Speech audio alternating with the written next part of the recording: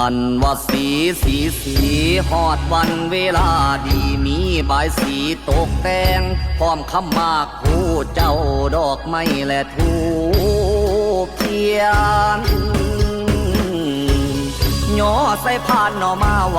พร้อมคุณพระรักษารัตนตรัยถึงฟ้าขอคู่บาเบิ่งแงงเจ้าขอดวงแก้วบารมีครูผู้มีนวิชามาปกปักรักษาผู้ข้าสิทธิคุณสถิตอยู่สันฟ้าวิมานนอหนใดมาพบเต้าเกตให้อยู่เย็นนอเป็นสุขคำสาปแช่งย่างกายเข้ามาขอให้ปลุกลุกขึ้นสู่มันใดให้พายเบียดบายนี้โอ้ยมนุษย์ทั้งหลายพูดผีที่บ่ดีย้ำเห็นหน้าผู้ข้านี่ให้แลนลีให้ลาถอยลาถอยมาลายไปตะกรุดแทนคอไว้ระลึกถึงแทนความห่วงใยจะปกป้อง